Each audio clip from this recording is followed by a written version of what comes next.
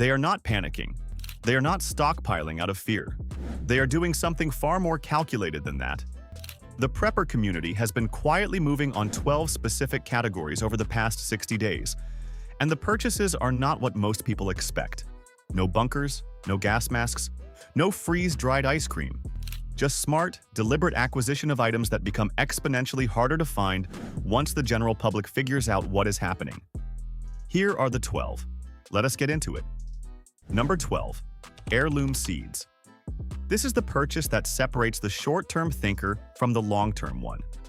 A standard seed packet from a garden center produces one season of food. An heirloom seed packet produces food, then produces seeds that produce more food, indefinitely. That distinction is everything. Hybrid seeds, which dominate commercial gardening retail, are engineered for single-season performance. The second-generation plants grown from hybrid seeds produce unpredictably. Heirloom varieties, by contrast, breed true. Save the seeds from this year's tomatoes and plant them next year. You get the same tomato. This is how food security worked for every human civilization before the 20th century. And it is how it works again when supply chains become unreliable. Preppers are buying heirloom seed vaults not as a novelty, but as a renewable food production system. A seed vault stored properly in a cool, dry, dark location maintains germination viability for 3 to 10 years depending on the variety. The investment is small. The return, measured in food production capacity, is essentially unlimited. Most preppers are not relying on a single purchased vault.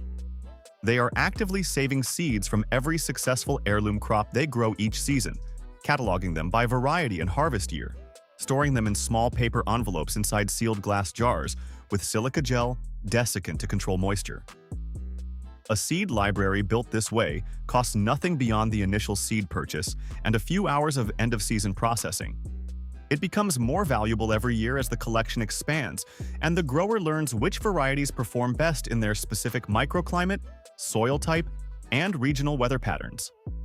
That knowledge, which variety of bean produces best in your backyard under your local rainfall and temperature patterns, is not in any seed catalog. It is earned through seasons of growing, and it is irreplaceable. The seed purchase is a bet on the future. What preppers are buying for the immediate present is far more practical, and number 11 is already showing up as a supply gap in certain regions. Number 11. Manual grain mills. Most people have flour in the pantry, but very few people have the ability to make flour.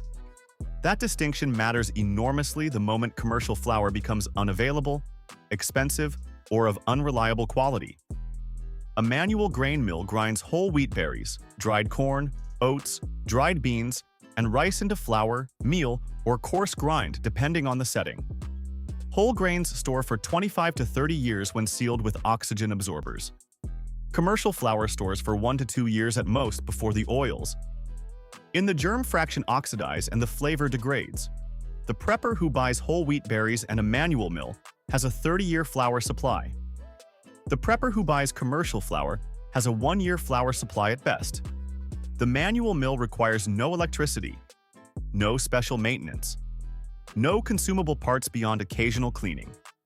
Quality cast iron manual mills from manufacturers like Country Living or Diamond are built to last decades under regular use. They are not cheap.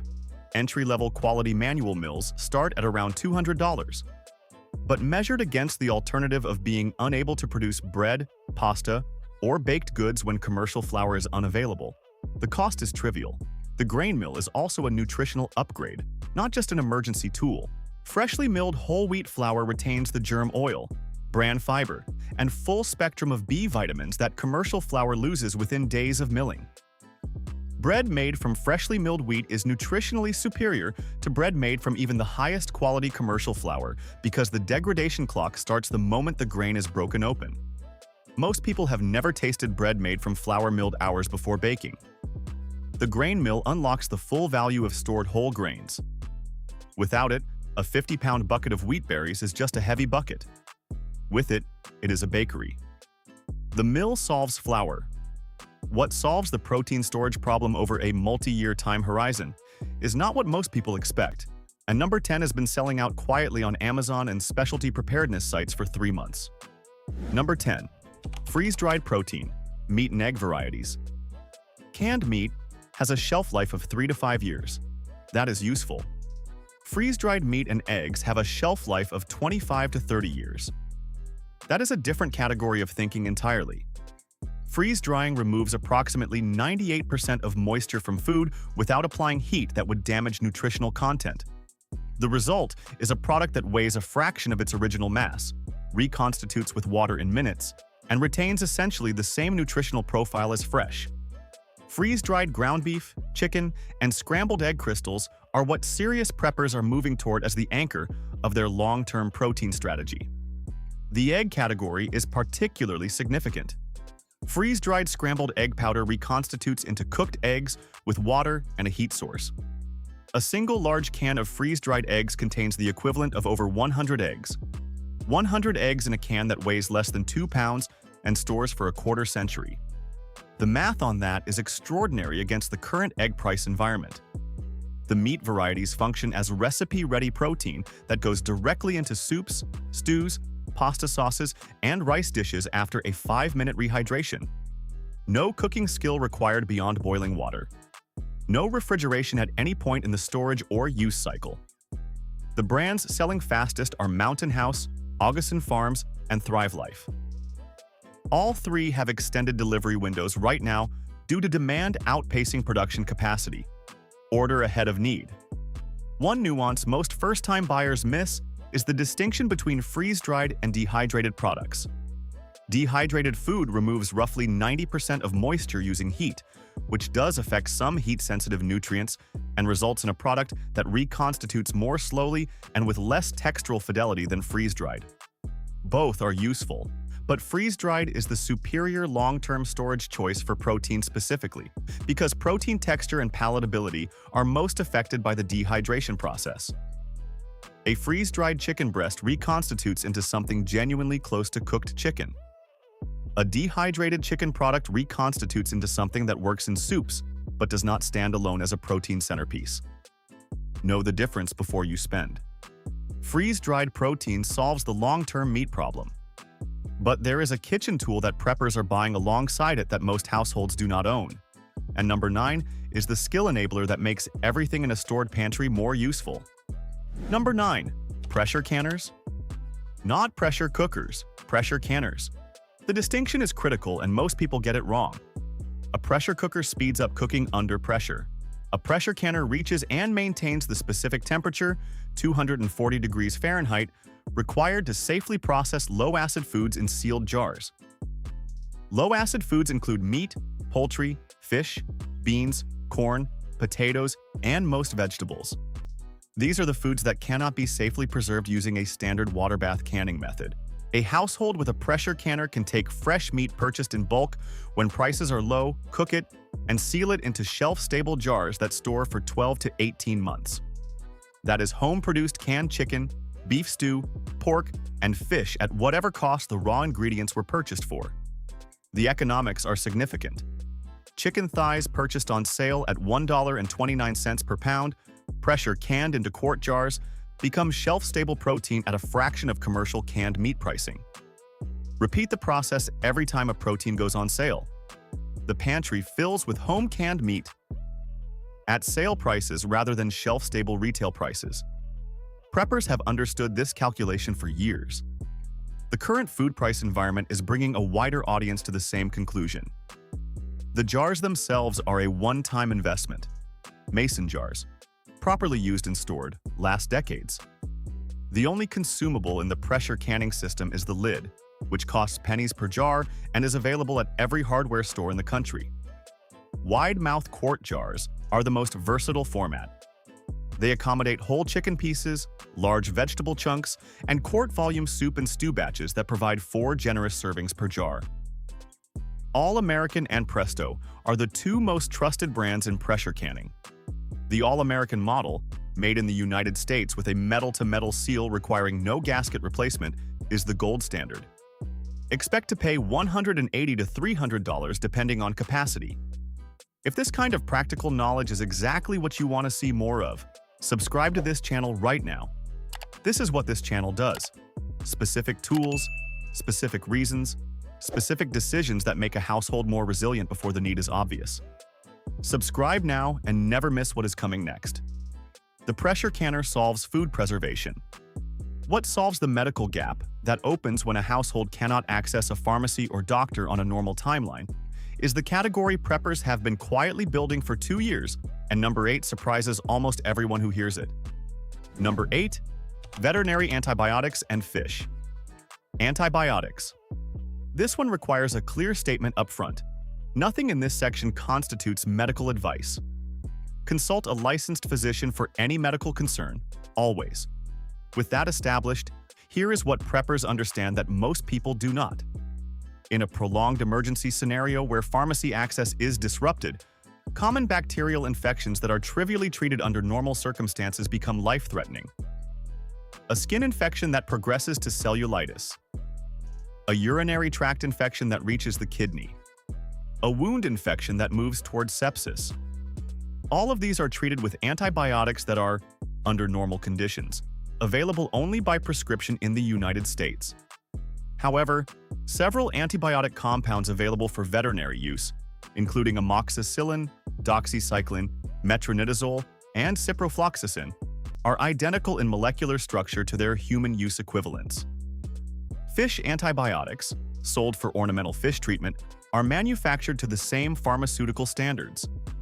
Preppers are building small reserves of these compounds as a last resort measure for scenarios where no medical access is available. The dosing information for human use is available through published military and wilderness medicine references. The Survival Medicine Handbook by Dr. Joseph Alton, a licensed physician and emergency medicine specialist, covers this topic in clinical detail. The critical caveat is that antibiotic misuse contributes to resistance, can mask serious conditions, and carries risks for people with allergies. This is a last resort tool for a scenario with no other option. It is not a pharmacy substitute. Preppers also stock oral rehydration salts, wound closure strips, Israeli bandages, and a quality tourniquet alongside any pharmaceutical reserve. A blood pressure cuff and a pulse oximeter round out the monitoring capability. Knowing that a household member's oxygen saturation is dropping or that blood pressure is trending dangerously high allows informed decisions about whether to shelter and treat or to evacuate and seek professional care regardless of the conditions outside. Monitoring tools do not replace treatment. They inform the decisions that determine which treatment is appropriate. The medical layer is the least glamorous part of preparedness and the most consequential when it is needed. Medical gaps are life-threatening. What comes next is about a different kind of vulnerability, the one that appears on day 2 of a power outage when every device in the house goes dark and communication with the outside world disappears. Number 7 is the energy solution preppers have already implemented. Number 7. Portable solar generators and panel kits. The gasoline generator is the traditional backup power solution.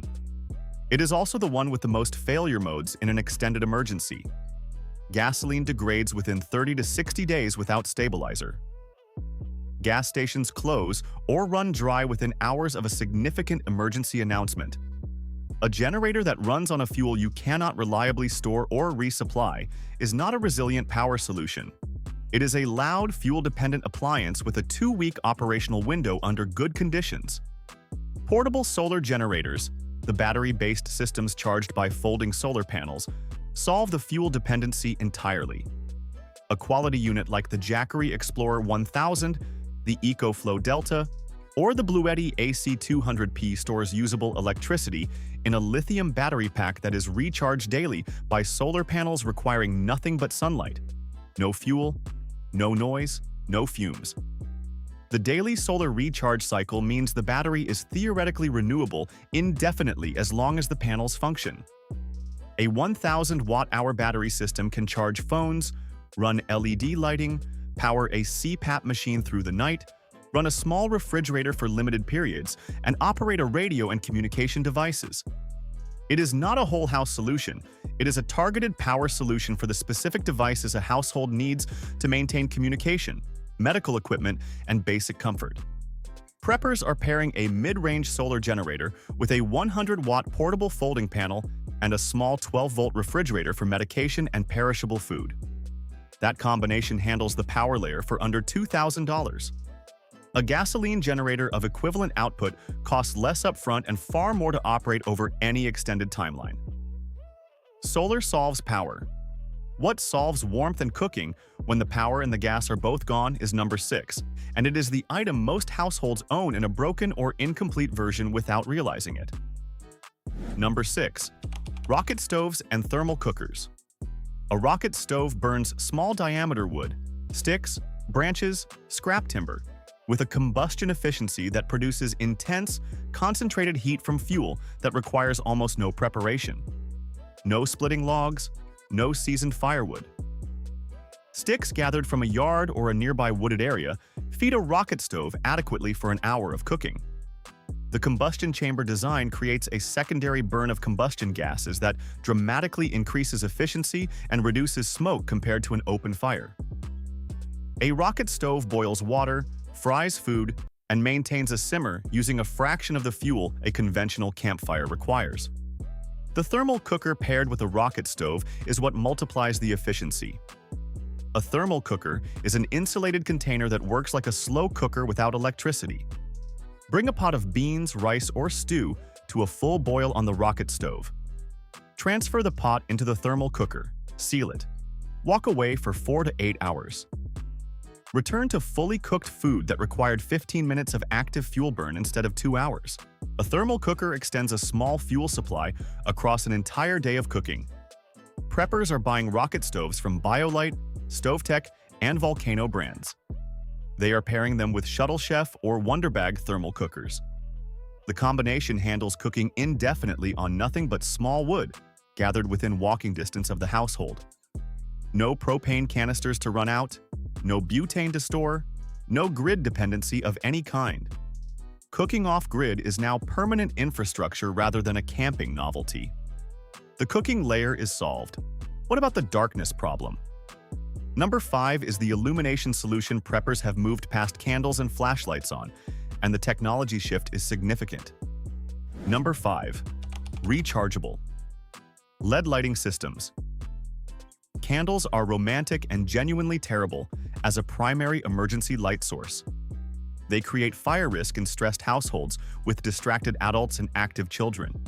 They provide directional light only. They burn through inventory faster than most people expect. And they provide zero illumination once the supply runs out and resupply is unavailable. Preppers have largely moved to rechargeable LED ecosystems. The system works in 3 layers. Layer 1 is the headlamp. 1 per household member, quality lithium battery LED headlamps with a red light mode for night vision preservation. Hands-free, directional, and efficient enough to run for hundreds of hours on a single set of lithium batteries. Layer 2 is the area light. Large LED lanterns with built-in rechargeable batteries charged via USB from the solar generator.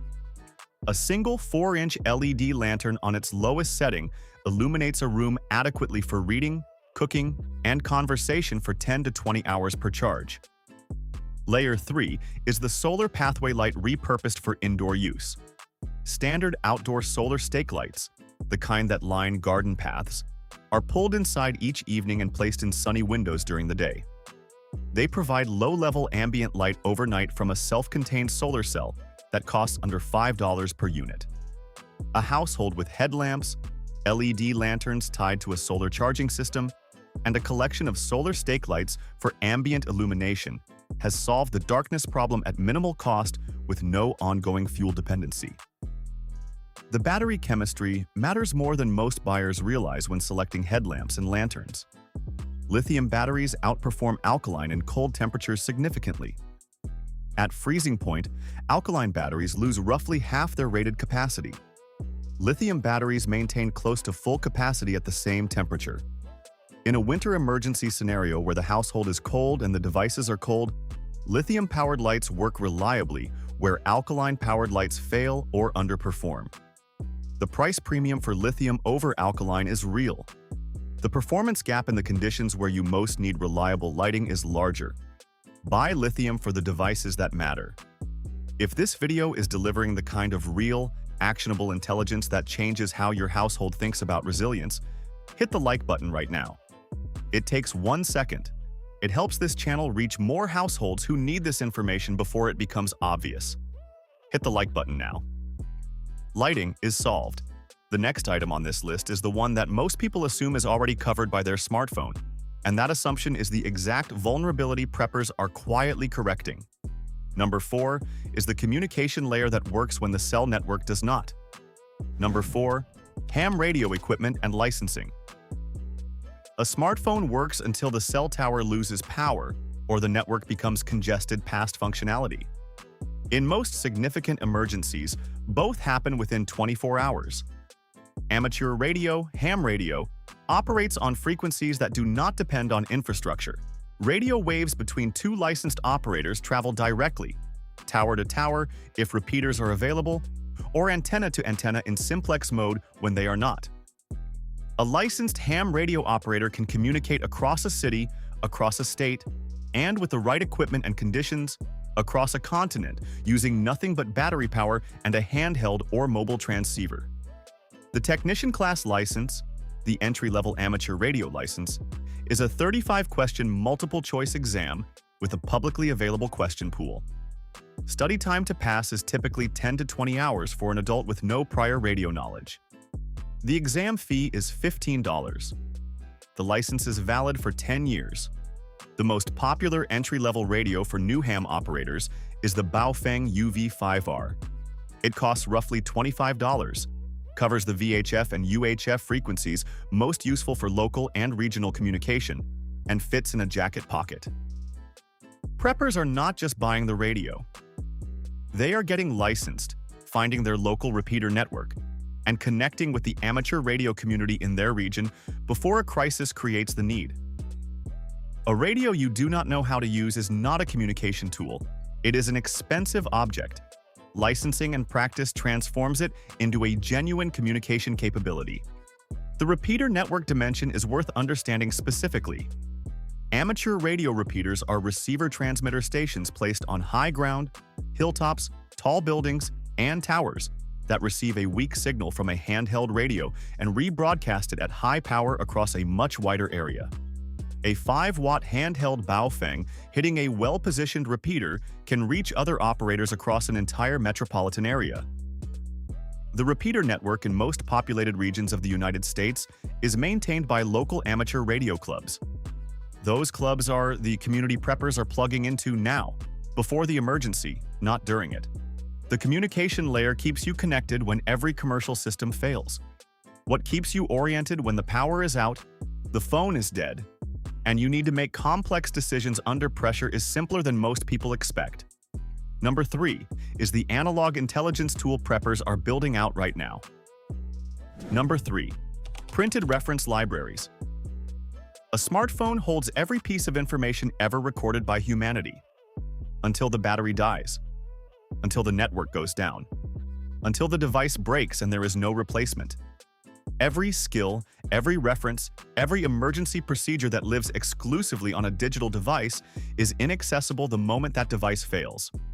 Preppers are building printed reference libraries specifically for this failure mode. The categories being assembled are practical and specific. A printed first aid and wilderness medicine manual. The U.S. Army Survival Manual FM 21-76, available as a paperback reprint. A printed copy of a comprehensive home canning guide, the Ball Complete Book of Home Preserving is the standard reference.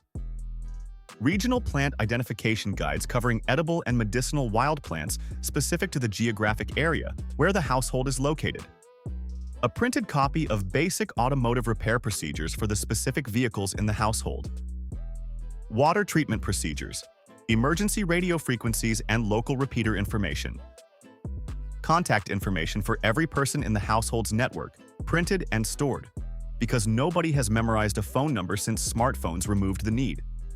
These printed references are stored in a waterproof binder or a sealed Ziploc bag inside the main emergency supply location. They are not for casual reading. They are for the 3 in the morning moment when something has gone wrong and nobody can remember the exact procedure and the phone is dead. That moment is where a printed reference library earns everything it costs to assemble. The reference library covers knowledge, What covers the physical security gap that most preparedness guides address only vaguely but experienced? Preppers take extremely seriously is number 2, and it is a category that is seeing significant supply tightening right now. Number 2. Precious metals. In small denominations, when paper currency loses purchasing power, when electronic payment systems go offline, when the dollar's value against goods becomes unpredictable, something has always stepped in to fill the exchange medium gap. It is the same thing every time, across every culture, across every historical collapse. Metal that is scarce, durable, divisible, and universally recognized. Preppers are not buying gold bars. Gold bars are the wrong denomination for an emergency barter economy. A 1-ounce gold coin is worth thousands of dollars. In a local barter scenario, you cannot make change for a $1,000 coin when you are buying a pound of rice. What preppers are buying is 1/10 ounce gold coins and pre-1965 US silver coins. Pre-1965 dimes, quarters, and half dollars contain 90% silver. Their melt value at current silver prices is several times their face value, but their practical barter value comes from their recognizability. Every American knows what a silver quarter looks like. No testing required, no verification equipment needed. The coin is the credential. A roll of pre-65 silver dimes or quarters, purchased now from a coin dealer or reputable online precious metals retailer, represents a barter reserve in a denomination small enough to be functional in a local exchange economy. Junk silver, the term for circulated pre-65 coins with no numismatic premium above melt value, is the most practical entry point. Buy what the current premium above spot price allows. Store it separately from other valuables. The storage question for precious metals is straightforward but often overlooked. A small fireproof safe bolted to a structural element of the house is the minimum standard. A safe deposit box at a bank fails the same way cash does in a banking system disruption. The metals need to be physically accessible to you without institutional intermediary when you need them most. A quality small safe costs under $200. The peace of mind and physical security it provides for both precious metals and other critical documents is worth multiples of that cost. Precious metals in small denominations solve the exchange medium problem that digital currency and degraded paper currency cannot. The financial layer is in place. Number 1 is the item that every experienced prepper lists first when asked what the single most important purchase is, and it is the one item that determines whether everything else on this list actually functions when it needs to. Number 1. A tested, documented household emergency plan. Every item on this list is inert without this one. The seeds, the mill, the freeze-dried protein, the pressure canner, the solar generator, the rocket stove, the lights, the radio, the reference library, the silver. All of it sits in storage doing exactly nothing if the people in the household do not know where it is, how to use it, and what decisions to make in the first hour of a real emergency. A household emergency plan is a written document, not a mental note. Not a conversation that happened once and was never revisited. A printed, physically accessible document that answers specific questions with specific answers. Where is the water stored and how much is there? What is the daily rationing protocol for food and water? Who is responsible for what function in the first hour? Where is the medical kit? And who knows how to use it? What is the evacuation trigger? Where is the evacuation destination? And what is the route? What is the communication protocol for family members who are not home when the crisis begins? The plan is tested. A 2-hour drill, conducted with no tap water, no powered appliances, no smartphone data.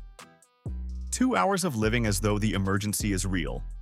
The gaps announce themselves loudly during a drill. The item you thought you had but do not. The procedure you thought was understood but was not.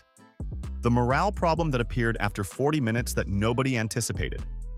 A drill finds every gap when fixing it is easy and low cost. Not when fixing it is impossible. Preppers run drills, not because they enjoy manufactured stress, because they understand that the procedure practiced before the crisis is the procedure that executes under pressure during it. The plan also covers the neighbor dimension that most preparedness guides ignore entirely. A single prepared household surrounded by completely unprepared neighbors is a vulnerability, not an advantage. When neighbors discover that one household has food, water, light, and communication capability and they have none, the social dynamic shifts in ways that can undermine the prepared household's security and stability. The preppers who have thought this through are not building isolated fortresses.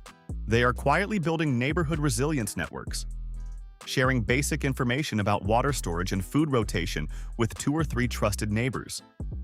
Identifying which neighbors have medical training, mechanical skills, or agricultural knowledge that becomes valuable in a crisis.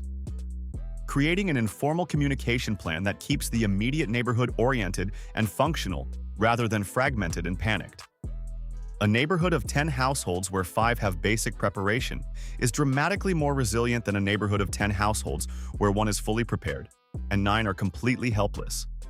The community layer is the force multiplier that no individual household can build alone. Build the plan, test it, update it, extend it outward. That is what separates a prepared household from a household with a lot of interesting purchases that never get used correctly when they matter most. The next video on the left covers 12 grocery items disappearing from store shelves before summer ends. Some of those timelines are already closing. Click on the left. I will catch you there.